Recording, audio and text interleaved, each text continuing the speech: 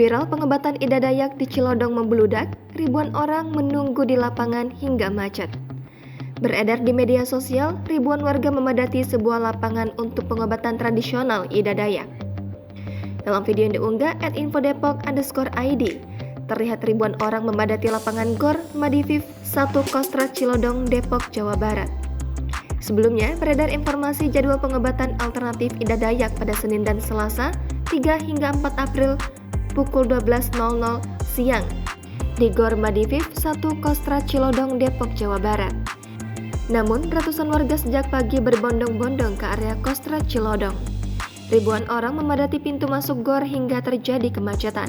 Terlihat warga membawa keluarganya yang sakit untuk berobat kepada Ida Dayak di GOR tersebut. Banyak warga yang berlarian hingga menggotong keluarganya yang sulit berjalan cepat.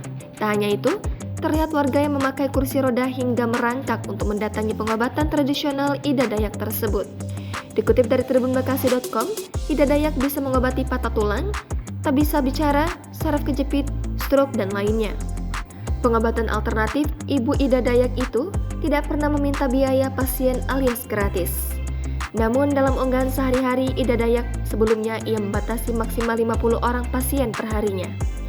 Pengobatan alternatif Ibu Ida Dayak ini viral lantaran bisa mengembalikan tulang yang bengkok dalam waktu singkat dengan minyak binatang yang dijualnya.